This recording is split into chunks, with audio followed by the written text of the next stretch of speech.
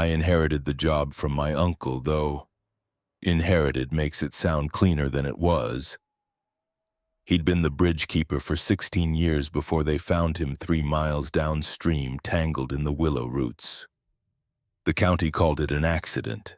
His supervisor called it retirement. The lawyer who handled the estate called me. The pay was $1,100 every 2 weeks, plus a stipend for propane and a county phone that only worked within half a mile of the structure. I needed it. My credit cards had maxed out 6 months earlier, and the collection calls had started coming to my mother's house. The bridge job came with a small keeper's cabin, which meant I could sublet my apartment in Eugene and actually put something against the principal. I drove up on a Tuesday in late October. The Forest Service road turned to gravel after mile marker 47, then to dirt after 52. The bridge itself appeared suddenly through Douglas fir and hemlock, a single-lane span of weathered concrete and steel cables stretching 230 feet across a gorge I couldn't see the bottom of.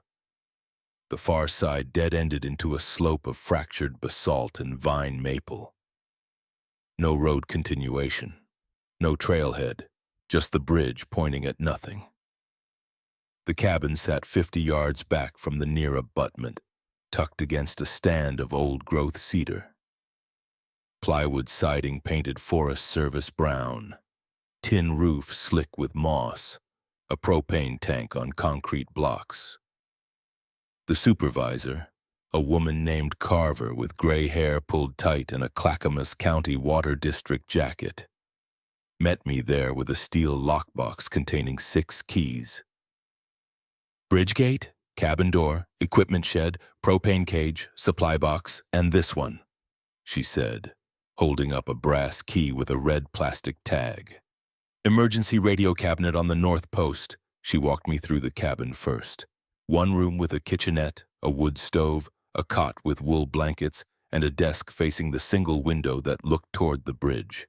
A bathroom barely big enough to turn around in. Everything smelled like creosote and mildew. Your uncle kept good records, Carver said, opening the desk drawer. Inside were 3 spiral notebooks filled with dated entries, a county-issued logbook, and a laminated sheet of paper covered in typed text. You'll keep the log current? I asked.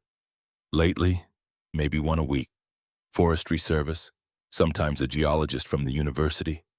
Occasionally someone gets lost and turns around, but you're not traffic control. She handed me the laminated sheet. This is critical. You follow these exactly, no exceptions, no improvisations. The sheet had 12 numbered items typed in a sans serif font. I skimmed the first few, something about specific times and doors and which direction to face certain windows. I don't understand, I said. These read like rules because they are. Your uncle developed them through trial and error. She tapped the laminated sheet. These keep you safe and keep the county's risk profile clean. She showed me the equipment shed next, a lean-to attached to the cabin's north wall. Inside were coils of yellow nylon rope, a steel toolbox, 5-gallon water jugs, a case of emergency flares, a box of road salt, 2 flashlights with fresh batteries, and a hand-crank weather radio, everything labeled and inventoried on a clipboard hanging from a nail. You'll check this inventory every Sunday at 1800 hours, Carver said. Compare it to the master list. We walked to the bridge. The deck was concrete poured in sections, each one separated by a finger-width gap filled with tar. The cable railings were industrial gauge, sagging slightly between posts. The surface was scattered with hemlock needles and a few cigarette butts near the gate. The gate itself was a simple cattle gate on a chain, locked with a county padlock. You'll open this at 0600 every morning and lock it at 2000 every night, Carver said. Between those hours, you let authorized vehicles through. Forestry has the county seal on the door. University vehicles have the state school placard. She looked at me for a long moment. We walked the bridge length. I could hear water far below, a distant hissing through the gorge. The railings were solid, the deck uncracked, At the far end, the bridge simply stopped. Rebar poked from the final section where a continuation had been planned but never poured. The basalt slope rose immediately, choked with salal and ferns. I asked, "Logging road." They were going to punch through to the eastern watershed, but the funding died. This was 1976. They left the bridge because dismantling it would have cost more than maintaining it. Now it's an emergency access point if there's a fire or a medical evac from the backcountry. That's generous. Last use was 14 months ago. But the county keeps it open because if they close it, they lose the federal subsidy for rural infrastructure. She started back toward the cabin. She gave me a county phone, a Motorola brick with a rubberized case. The number was written on masking tape on the back. Signals weak but functional. Call into dispatch every Monday and Friday at 0900 to confirm operational status. If something urgent comes up, call anytime.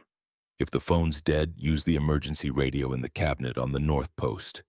She left me with a 2-page list of contact numbers, a box of pre-made meals in foil trays, and a reminder that the next supply delivery would be in 12 days. Her truck rattled back down the Forest Service Road, and I was alone with the bridge and the rules. I sat at the desk and read the laminated sheet fully. Bridgekeeper Operational Guidelines. 1. Unlock the bridge gate at 0600 exactly. Lock it at 2000 exactly. If you are early or late by more than 3 minutes, return to the cabin and do not go back to the gate for 30 minutes. 2. Between 2000 and 0600, do not answer the door if someone knocks. Do not answer if someone calls your name. If you hear your name 3 times, go into the bathroom, close the door, and wait until you hear nothing for 10 consecutive minutes. 3. At 2200 every night, check all 3 windows. If any window shows a light outside that was not there at 2100, close the curtain on that window and do not open it until 0700. Do not look at the light source for more than 2 seconds. 4. If you see a person on the bridge between 2000 and 0600, do not approach them. Do not call out. Note their position and clothing in the log and stay inside the cabin.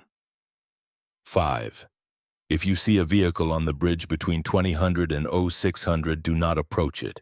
Do not turn on exterior lights. If the vehicle is still there at 0600, call dispatch before opening the gate. 6. On Sunday evenings, inventory the equipment shed at 1800 hours. If any item is missing, write item absent name assert in the log. Do not search for the missing item. If any item has appeared that is not on the master list, write item extra description in the log. Do not touch the extra item. 7. If you hear footsteps circling the cabin, count them. If you count more than 40 steps without a pause, go into the bathroom and run the faucet until the footsteps stop. 8. Do not cross the bridge on foot between 2300 and 0500. If you are on the bridge at 2300, return to the cabin side immediately. Do not run. 9. If the county phone rings between midnight and 0400, let it ring. Do not answer. Note the time and number of rings in the log. 10. On nights when fog fills the gorge and rises above the bridge deck, stay inside the cabin. Do not check the bridge or the gate until the fog descends below the railings. 11. If you find a written message near the cabin or the bridge that is not from a county or forestry official, burn it in the wood stove without reading it completely. If you have already read it completely, write the date and time in the log and stay inside until the next scheduled supply delivery. 12. If anyone approaches the cabin claiming to be a county supervisor outside of scheduled delivery days, ask them to state the current bridge designation code. The code is written inside the equipment shed on the back of the inventory clipboard.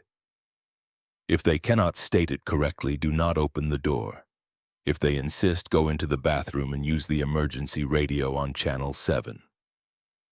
I read it twice more.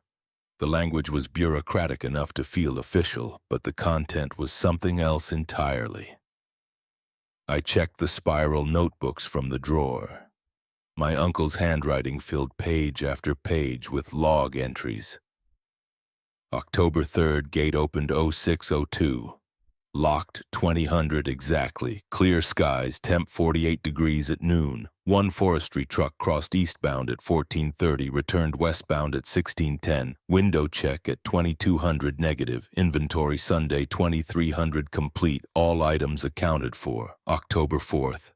Gate opened 0600 exactly. Locked 2000 exactly. Rain starting at 1000. Temp 41 degrees. No crossings. Window check at 2200 negative. Heard footsteps at 2340. Counted 63 steps. Followed Rule 7. Footsteps ceased at 2358. The entries went back months, then years. The same calm tone reporting gate times, weather, crossings, and occasional invocations of the numbered rules. Never any editorializing, never any fear or confusion, just data. I looked out the window toward the bridge. The afternoon light slanted through the firs, casting the concrete deck in amber. It looked solid and empty and mundane, a piece of infrastructure slowly being reclaimed by the forest. I made coffee on the propane stove and unpacked my duffel. The cot was harder than I'd expected. I set my phone on the desk, no signal, and tested the county phone. 1 bar. I called the dispatch number. A woman answered on the 3rd ring. "This is the new keeper at Bridge 74. Received. You'll check in Monday and Friday mornings at 0900. No. Understood. Review your guidelines and follow them exactly." She disconnected before I could ask what reason. I spent the rest of the afternoon walking the site. The bridge deck was 230 feet exactly. I paced it twice. The gorge below was steep-sided and thick with undergrowth. I couldn't see water, but I could hear it, a constant white noise. The north side of the cabin faced a wall of cedar and hemlock. The south side looked toward the access road. The west side had the equipment shed. The east side had the single window fronting the bridge. At 1745, I ate one of the foil meals, some kind of beef stew that tasted like salt and tin. At 1800, I inventoried the equipment shed by flashlight, comparing each item to the master list on the clipboard. Everything matched. 5-gallon water jugs, 4 total. Rope coils, yellow nylon, 3 total. Flares, 12 count, salt, 20-pound box. Flashlights, 2, batteries fresh, toolkit steel, 1, hand crank radio, 1. I checked the back of the clipboard. Written in faded marker was a 6-digit alphanumeric code, B74NWCK. At 1930, the light began to fail. I lit the wood stove and sat at the desk, watching the bridge dissolve into shadow. At 1955, I walked out to the gate with a flashlight and the key. The forest was silent except for a slight wind in the upper branches. I locked the gate at exactly 2000 hours, tested the chain, and walked back to the cabin. I locked the cabin door behind me and set the key on the desk. At 2100, I checked the 3 windows. North window, darkness and cedar trunks. South window, the dirt road empty. East window, the bridge, a faint gray outline against deeper gray. At 2200, I checked them again. North window unchanged, south window unchanged, east window alight. It was small and steady, maybe 100 feet out on the bridge deck. Not a headlight, not a flashlight beam, just a static point of white light hovering 3 feet above the concrete. I stared at it for 1 second, 2 seconds, then I yanked the curtain closed.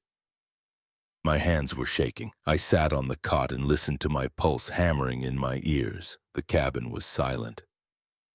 The wood stove ticked softly as the metal cooled.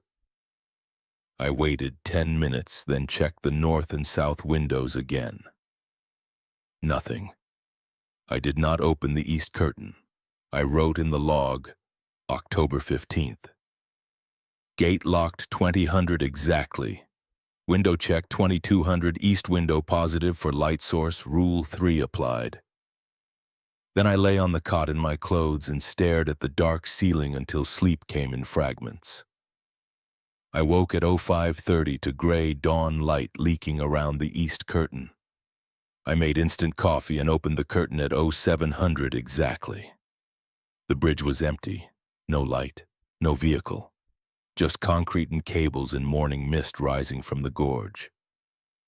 At 0600 exactly, I unlocked the gate. The air was cold enough to burn my throat. I walked back to the cabin and updated the log, then sat at the desk drinking coffee and reading my uncle's notebooks. January 12th. Gate opened 0600 exactly, locked 2000 exactly, snow 4 inches, temp 26 degrees, no crossings, window check 2200. East window positive for light source, rule 3 applied. Phone rang at 0214, 6 rings, rule 9 applied. March 8th. Gate opened 0600 exactly, locked 2000 exactly, clear, temp 51 degrees, 1 university truck crossed eastbound at 1100, did not return by 2000, noted in log. Window check 2200 negative. At 0320, heard footsteps circling cabin, counted 81 steps, followed rule 7, footsteps ceased at 0341, April 19th. Gate opened 0600 exactly, locked 2000 exactly, rain heavy, temp 47 degrees, no crossings, window check 2200 negative, found written note near gate at 0800. Partially read before recognition. Burned per rule 11. Stayed inside per rule 11. Next supply delivery April 22nd. The entries were relentless and factual. My uncle had lived here for 16 years following these rules, documenting every invocation. And then he'd ended up in the river. At 0900, I called dispatch. Bridge 74 checking in. I hesitated. Window check last night showed a light source. Noted. The line went dead. I spent the day splitting firewood from a cord stacked behind the cabin. At 1400, a forestry truck crossed the bridge eastbound. 2 men in green jackets who didn't look at me. They returned westbound at 1630. I logged both crossings. At 2000 exactly, I locked the gate. At 2200, I checked the windows, all negative. I checked them again at 2300. Still negative. I lay on the cot and listened to the silence until I fell asleep. The pattern held for 3 days, gate times exact, window checks mostly negative. One night I heard footsteps at 2300, counted 36 steps, and they stopped on their own. I logged it. Another night the phone rang at 0147, 4 rings, and I let it ring per rule 9. I logged it. On the 5th night, someone knocked on the door. 3 sharp raps at 2230. I was sitting at the desk updating the log. The knock came again, the same rhythm, then a voice. "Hey, is someone in there?" It was a man's voice. Young, uncertain. I set down the pen and stared at the door. "Please, my truck broke down on the road. My phone's dead." I didn't move. Rule 2 was explicit. Do not answer the door. Do not answer if someone calls your name. "Come on, I can see the light." I stood slowly and walked to the bathroom. I closed the door and sat on the edge of the tub. My breath sounded too loud in the small space. The knocking continued, louder now, then the voice changed. My blood turned to slush. That was my voice, my exact voice, calling my uncle's name. "Uncle Terry, it's me. Let me in." I pressed my hands over my ears and counted seconds. The knocking stopped. The voice stopped. I counted to 600, then crept back to the bathroom door and listened. Silence. I counted another 600 seconds. At 2340, I emerged. The cabin was empty and still. I checked the east window. Curtain still closed from the 2200 check. I checked the north and south windows. Nothing. I wrote in the log, October 20th, knocking at 2230, voice mimicry detected, rule 2 applied. Silence confirmed at 2340. I didn't sleep that night. Friday at 0900, I called dispatch and reported operational status normal. I didn't mention the voice. My uncle's logs had never mentioned voices, only footsteps and lights and phone rings. Maybe he'd heard them too and hadn't logged them. Or maybe they were new. The weekend passed quietly. I inventoried the shed Sunday at 1800. All items present, nothing extra. I was beginning to understand the rhythm. The rules created a structure, and the structure created safety. As long as I followed them exactly, nothing could reach me. The moment I deviated, the protections failed. On Monday, the supply truck arrived at 1000. A county contractor with a gray beard and a Carhartt jacket unloaded boxes of foil meals, propane canisters, batteries, and a fresh 10-gallon water jug. He didn't speak except to have me sign the delivery sheet. He was gone in under 5 minutes. That night at 2200, I found lights at all 3 windows. I checked north first, a steady white point in the cedar trunks, maybe 20 yards out. I closed the curtain immediately.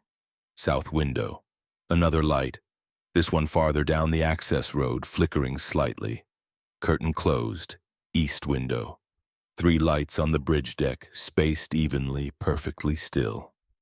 I closed the east curtain and sat on the cot, breathing hard. My uncle's notes had only ever mentioned 1 light. Never 3. Never all windows at once. I stayed inside until 0700 the next morning. When I opened the curtains, everything was clear. No lights, no figures, just gray morning and the bridge waiting. At 0900, I called dispatch. Bridge 74, operational normal. A pause. 5 total. Another pause, longer. Maintain guidelines. Will note the increase. It means you maintain guidelines. I started reading my uncle's logs from his first year. The entries were sparser then, less detailed, but around month 4 they changed. He started invoking the rules regularly, and he started appending notes. November 6th, year 1. Window check, 2200, east window positive. Rule 3 applied. Note, light appears at same location on deck, approximately 100 feet from cabin side abutment, height consistent, 3 feet above surface. December 23rd, year 1. Footsteps at 2300 counted 47 steps. Rule 7 applied. Note, footsteps always circle clockwise, pace consistent, approximately 1 step per 1.2 seconds. No variation in rhythm. February 14th, year 2. Phone rang at 0230, 11 rings. Rule 9 applied. Note, rings always in prime numbers, 7, 11, 13, 17, never composite numbers, reason unknown. He'd been documenting patterns, trying to understand the mechanisms, but the logs stopped including notes after year 3. After that, it was just data and rule applications. Maybe he'd given up trying to understand. Maybe understanding wasn't the point. I decided to test something. Wednesday night, I set an alarm for 22:58 and waited by the east window with the curtain closed. At exactly 2300, I heard the footsteps begin. They started at the north corner of the cabin and moved clockwise. I counted. The interval was precise, 1 step per 1.2 seconds, exactly as my uncle had noted. I reached 40 steps and they continued. 50 steps, 60. At 63, they stopped abruptly. I waited in the bathroom with the faucet running until I'd heard nothing for 10 consecutive minutes. Then I logged it. October 24th. Footsteps at 2300 counted 63 steps. Rule 7 applied. Note, interval consistent at 1.2 seconds per step. Clockwise circuit. I was doing what my uncle had done. I was documenting the pattern as if documentation made it manageable, as if writing it down gave me control. At the end of my second week, Carver returned.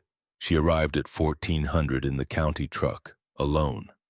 I met her by the cabin. She looked at me for a long moment, then nodded. Your uncle quit 3 times in the first 6 months. She glanced toward the bridge. Any deviations? She opened the truck bed and pulled out a cardboard file box. Your uncle's personal effects. The county held them during the estate settlement. The box contained a worn jacket, a watch with a cracked crystal, a folding knife, and another spiral notebook. This one wasn't a log. The pages were filled with handwritten notes, diagrams, and what looked like calculations. He kept a personal journal, Carver said, separate from the county log. The county doesn't need to know about it, and you don't need to share it, I asked. She was quiet for a moment. He followed the rules for 16 years, never missed a day, never deviated. Then one night he walked onto the bridge at 23:30 and didn't come back. They found him downstream 3 days later. Read the journal. And remember, the rules keep you safe as long as you follow them completely. She climbed back into the truck. Next supply delivery is in 12 days. I took the box inside and opened the journal. The first entry was dated 17 years ago, 1 week before my uncle's first log entry. October 1st. They didn't tell me about the rules during the interview. They said it was a simple maintenance position. Check the bridge, keep the gate locked at night, log any crossings. The pay was enough to cover my divorce settlement and my daughter's tuition. I took it without asking questions. The first night I heard footsteps circling the cabin. I thought it was an animal. I opened the door to look. There was nothing there, but the footsteps didn't stop. They kept circling for 2 hours while I stood in the doorway with a flashlight, seeing nothing. The second night I saw lights on the bridge. I walked out to investigate. The lights moved as I approached, staying exactly 100 feet ahead of me. I followed them to the far end where the bridge terminates. The lights vanished. When I turned around, there were lights behind me, between me and the cabin. I walked back slowly. They parted as I moved through them. The third night, someone knocked on the door at midnight. A woman's voice said my daughter's name, said she needed help. I almost opened the door, then I remembered the footsteps, remembered the lights, and I didn't. The knocking continued for 20 minutes. On the fourth day, Carver came back. She had a typed list of 12 rules. She said my predecessor had developed them over 7 years before he retired. She said they were mandatory and non-negotiable. She said if I followed them exactly, I'd be fine. If I didn't, I'd be gone inside a month. I read the rules. They described everything I'd experienced. I asked her what was out there. She said it didn't matter what it was. What mattered was the rules worked. I flipped through the journal.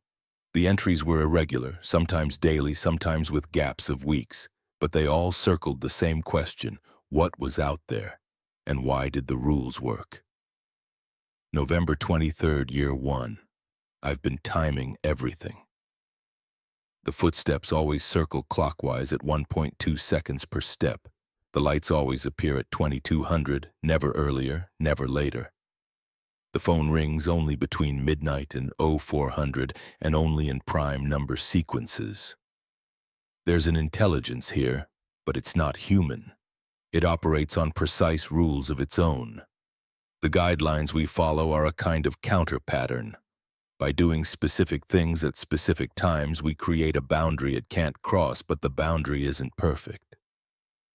Rule 2 says don't answer if someone calls your name 3 times. Why 3? What happens at 3 that doesn't happen at 2? I'm not going to test it, but I want to understand. December 9th, year 1. I think the bridge is a threshold, not just a physical structure, but a point where something else can reach through. The gorge below is deep and old. The water down there doesn't freeze, even in January. Sometimes I hear things in the water that aren't water sounds. The bridge was built in '76, but there are older survey markers in the area dating back to the 1890s. Logging crews were here for decades. I checked the county archives.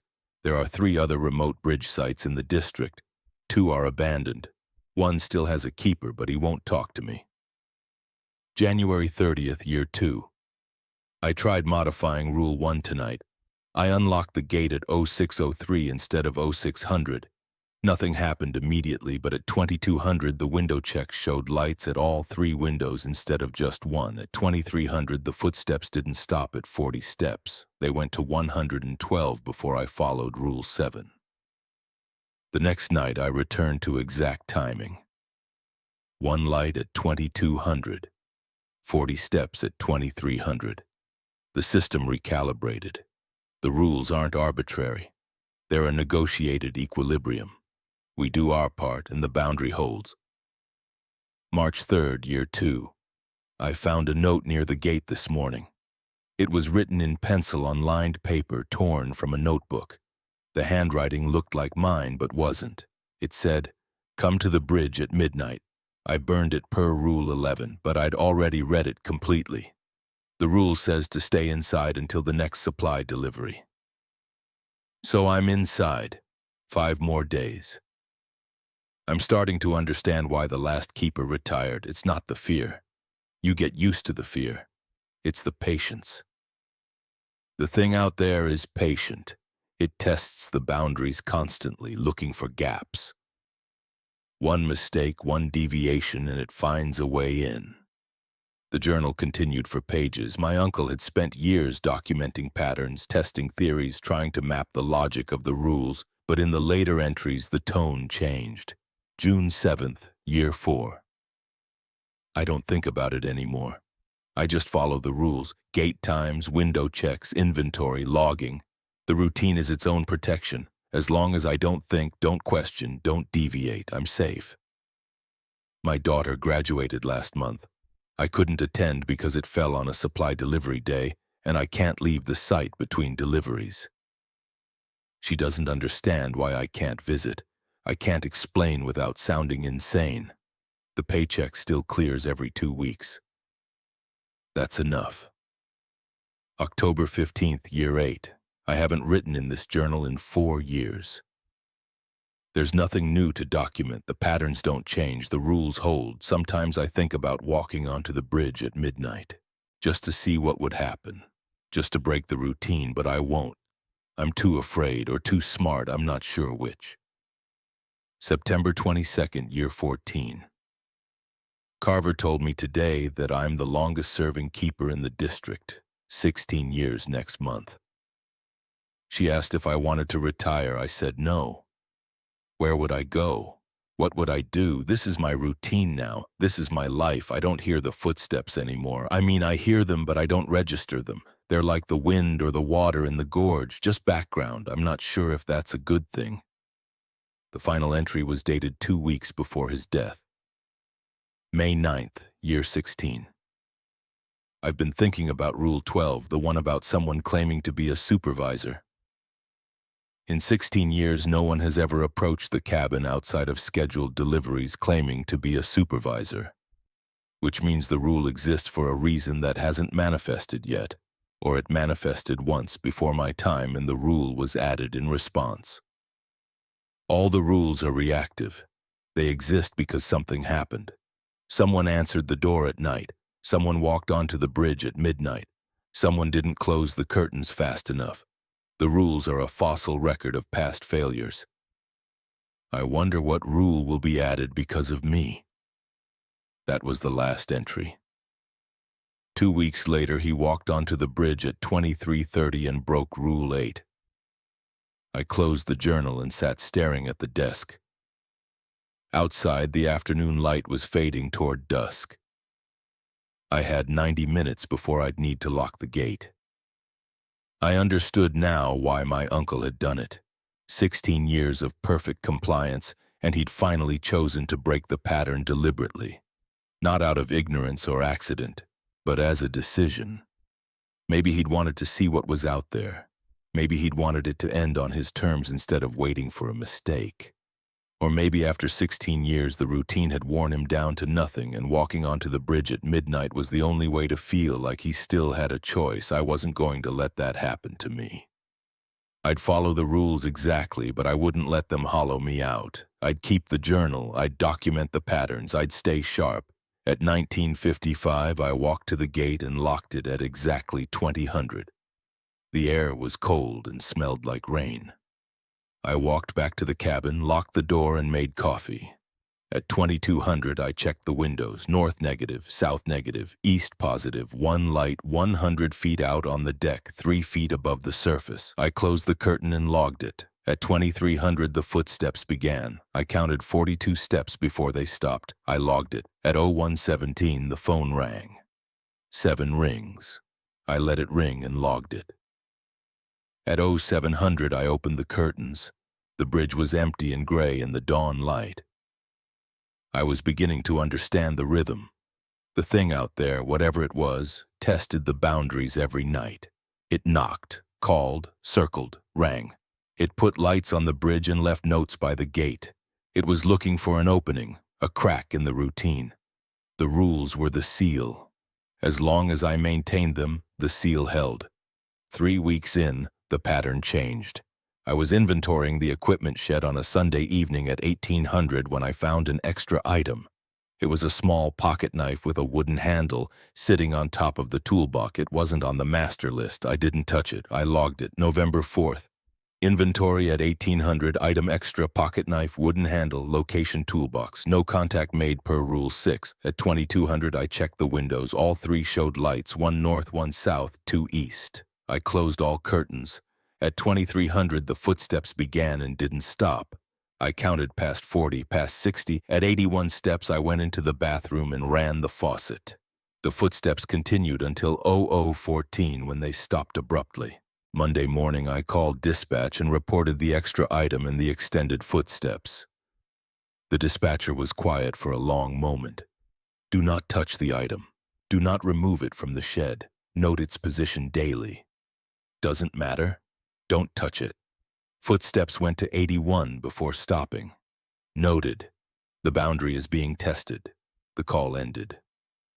I checked the shed every day for a week. The pocket knife remained in the exact same position on the toolbox. It didn't move. It didn't vanish. It just sat there. An intrusion into the inventory. Continue 5:22 p.m. A small violation of the pattern. On Friday, a second item appeared. A baseball cap with a faded logo hanging from a nail near the door. I logged it. On Sunday, a third item, a coffee mug with a chipped rim sitting on the workbench. I called dispatch Monday. 3 extra items now in the equipment shed. No movement. Acknowledged. Do not touch them. Do not remove them. The boundary is being tested with increasing pressure. Your compliance is holding. That night, someone knocked on the cabin door at 2100, an hour earlier than usual. I went into the bathroom immediately and closed the door. The knocking continued for 18 minutes. Then a voice. Open the door. This is Carver. It sounded exactly like her, the same flat tone, the same cadence. But Carver never came unscheduled, and it was after 2000. State the bridge designation code, I said through the bathroom door. Silence. Then the knocking resumed, harder now. I ran the faucet and waited. At 2140, the knocking stopped. I logged it. November 12th. Knocking at 2100, voice imitation claiming to be Carver, code. Challenge issued, no response, Rule 12 applied, ceased at 2140. The next morning, I found a note taped to the outside of the cabin door. It was typed on white paper, single-spaced. Amended guidelines. Bridge 74, effective immediately. Supplement existing guidelines with the following. 13. Between 2000 and 0600, do not open the equipment shed under any circumstances. If you hear sounds from inside the shed, do not investigate. Log the sounds and remain in the cabin. 14. If you see a figure standing motionless on the bridge during daylight hours, do not approach closer than 50 feet. Note their position and clothing in the log. If the figure remains motionless for more than 10 minutes, return to the cabin and call dispatch. 15. Do not accept any item handed to you through a window, even if the window is closed. If an item appears on the interior windowsill, do not touch it. Log its appearance and wait for the next supply delivery. 16. If the water in the bathroom faucet runs red, do not use the bathroom. Use the exterior area north of the cabin at least 30 yards from the structure. Do not return inside until the water runs clear. 17. At 0300 every night, check the cabin door lock. If the lock is unlocked, do not relock it from inside. Exit through the bathroom window and go to the equipment shed. Wait there until 0600. Do not attempt to re-enter the cabin until after you have unlocked the bridge gate. 18. If you hear your own voice speaking outside the cabin, do not respond. Do not attempt to determine the source. Go into the bathroom and remain there until you have heard no sounds for 20 consecutive minutes. I read it 3 times. The paper felt official, county weight, laser printed. But there was no signature, no date, no county seal, and it had appeared after 2000. Rule 11 was explicit: burn written messages without reading them completely. But I'd already read it completely. The rule said to stay inside until the next supply delivery. 4 more days. I burned the note in the wood stove and logged it. November 13th. Written note found on cabin door at 0630 read completely before recognition, burned per Rule 11, staying inside per Rule 11 until November 17th supply delivery. For 4 days, I didn't leave the cabin except to check the windows and use the bathroom. I didn't unlock the gate, I didn't inventory the shed, I ate through my remaining foil meals and drank from the water jug in the kitchen. The footsteps came every night, always exceeding 40 steps. The phone rang in prime sequences. The lights appeared at all 3 windows. On the 3rd night, I heard my own voice outside calling my name. I stayed in the bathroom for 37 minutes. On November 17th, the supply truck arrived at 1000. The same contractor with the gray beard. He unloaded boxes and propane and water, had me sign the sheet, and left. He didn't comment on the locked gate or ask why I hadn't opened it in 4 days. After he left, I opened the gate for the first time in 96 hours. The chain was cold and the lock stiff. I walked the bridge length to confirm structural integrity. Everything looked normal. Empty deck, solid railings, the far end terminating in basalt and ferns. I called dispatch at 1400. Bridge 74, operational status normal. Acknowledged. I inventoried the shed at 1430. The 3 extra items, pocket knife, baseball cap, coffee mug, were gone. The master list was complete with no additions or absences. I called back. Shed inventory complete. All extra items absent. Good. The test phase is complete. Your compliance under escalating pressure. You followed the rules exactly. The boundary held. The line went dead. I sat at the desk and looked at my uncle's journal. He'd written about test phases in year 2. The thing out there pushed, and if you held, it recalibrated.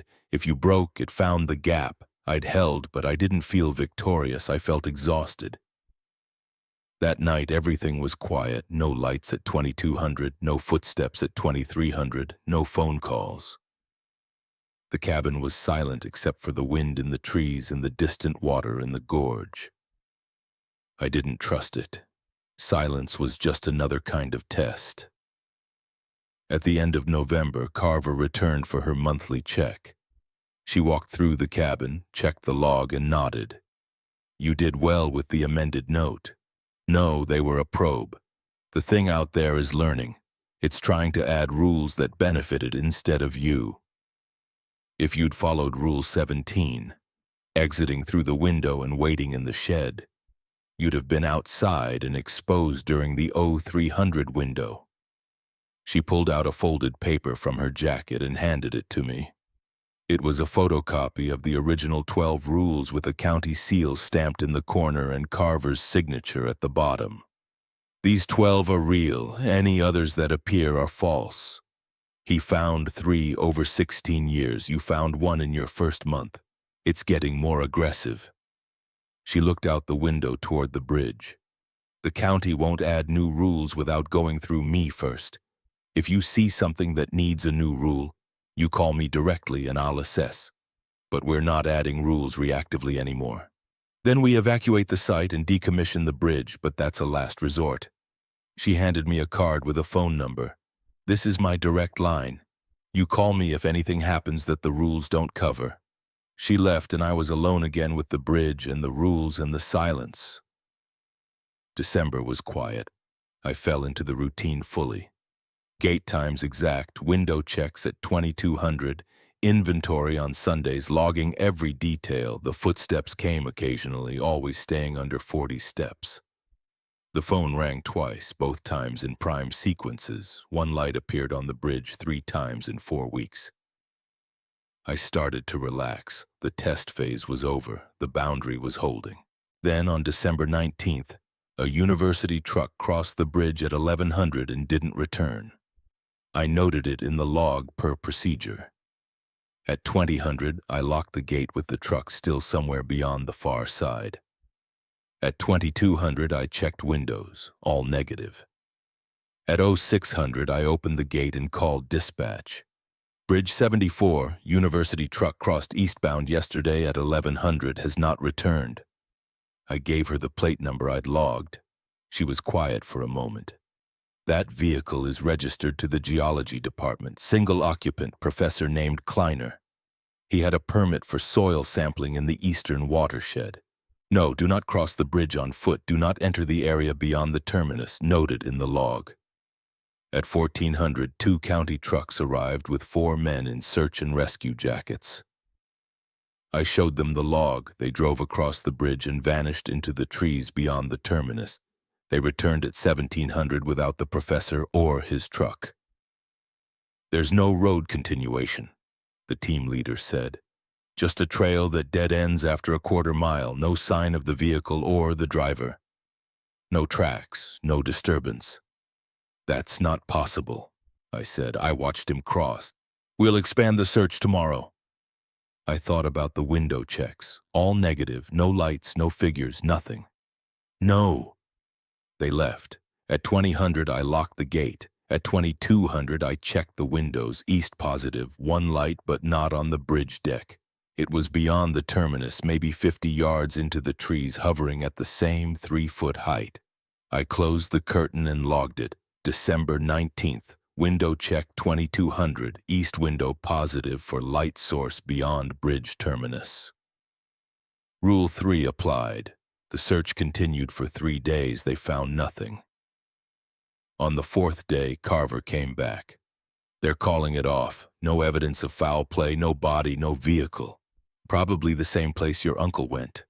She looked at me. You didn't do anything wrong. You followed the rules. He crossed during authorized hours. I know. She was quiet for a moment. The boundary is shifting. For 16 years it held at the bridge itself. Now it's expanding into the area beyond. You follow them exactly. You don't cross the bridge on foot between 2300 and 0500. You don't approach lights. She paused. And you don't stay longer than you have to. You're 3 months in. A lot of keepers quit at 6 months. Your uncle needed it too. She left and I sat at the desk staring at the bridge. The professor was gone. My uncle was gone. How many others had been gone before the rules were written? That night, the footsteps circled for 119 steps before I applied Rule 7. The phone rang 17 times at 0200. At 2200, lights appeared at all 3 windows, 2 north, 2 south, 4 east. The boundary was being tested again. But this time it felt different, not probing, pushing. I closed all curtains and sat in the dark, listening to the cabin creak in the wind. December gave way to January. The nights grew longer and colder. I burned through firewood and propane. The supply truck came every 12 days like clockwork. I called dispatch every Monday and Friday, reporting operational status normal even when it wasn't. On January 7th, I found another note. This one was handwritten, placed on the desk while I was outside checking the gate at 0600. You're doing well. The boundary respects precision. Keep the routine, don't improvise, don't ask questions. The moment you deviate, it finds the gap. Your uncle deviated, that's why he's gone. Stay inside the pattern, stay safe. KK were my uncle's initials, Terry Keller.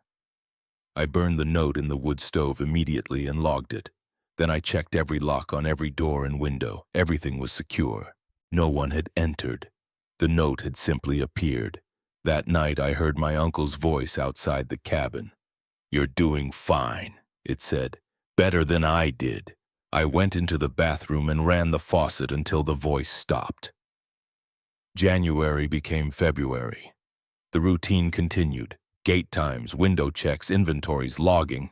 The footsteps came irregularly now, sometimes exceeding 200 steps. The lights multiplied, 5, 7, 9 at a time. The phone rang in longer sequences, but I followed every rule exactly. I didn't deviate, I didn't improvise. On February 3rd, Carver called me at 1400 outside the standard check-in schedule.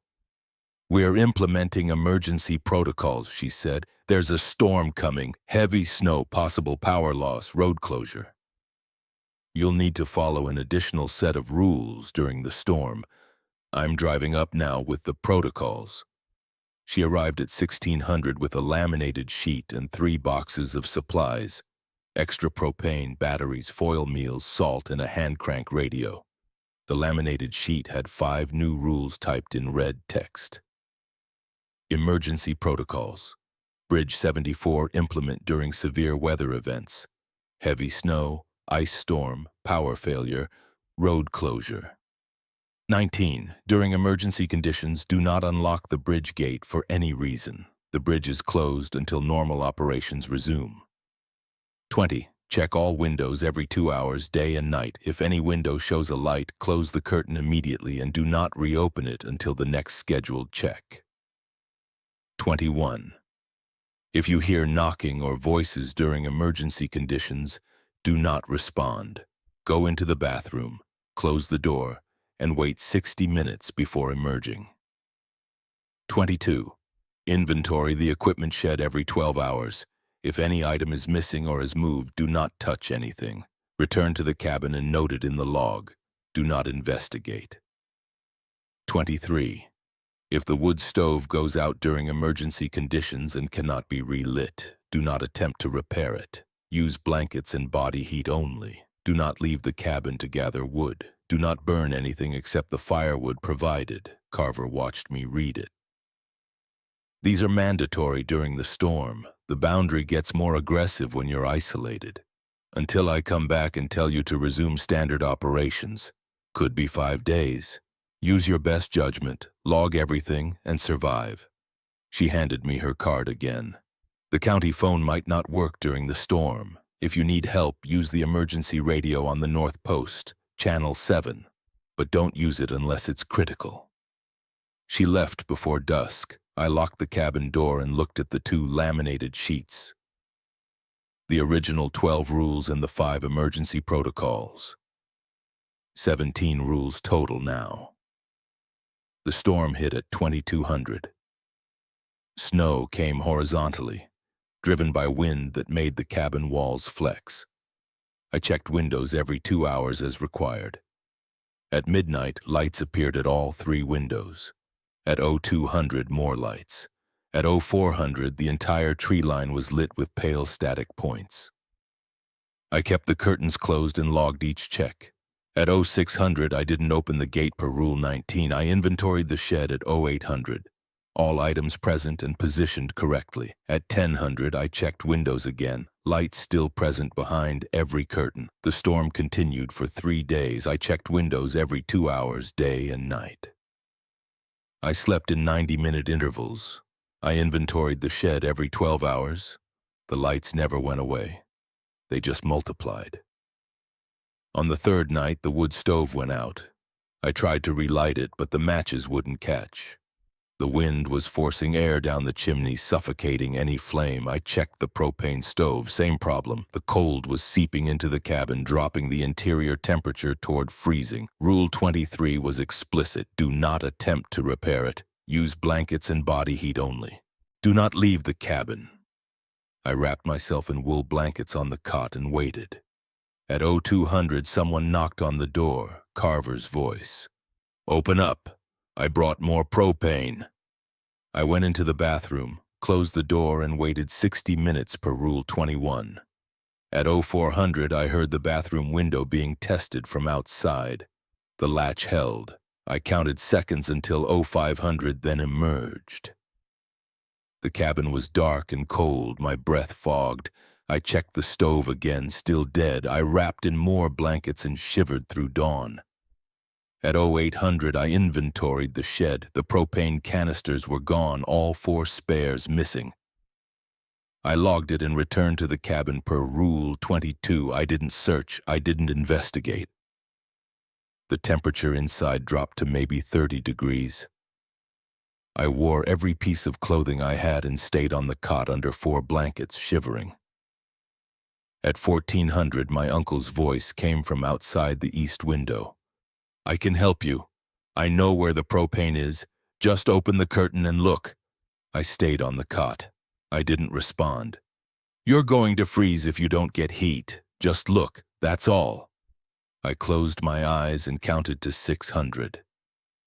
The voice continued for another hour, describing exactly where the propane was, how I could retrieve it, how the cold would kill me if I didn't act. It sounded so much like my uncle that I almost believed it. But Rule 3 was explicit. If a light appears, close the curtain and don't reopen it. The voice was trying to make me violate that rule. I stayed on the cot and shivered. On the 5th day, the storm broke. At 1000, I heard a truck engine. Carver pulled up to the cabin and knocked. A specific pattern, 323. The code we'd agreed on. I opened the door. She looked at me, pale, shaking, wrapped in blankets, and nodded. She brought in propane canisters from her truck and relit the stove. Heat flooded the cabin. "Emergency protocols are over." I peeled off the blankets and sat near the stove, thawing. "I know. It does that during storms. Doesn't matter. What matters is you didn't go looking for it. You didn't open the curtains." She poured coffee from a thermos and handed me a cup. A lot of keepers don't make it through their first emergency protocol period. I drank the coffee. It burned my throat, but the heat was worth it. I asked, "At this bridge?"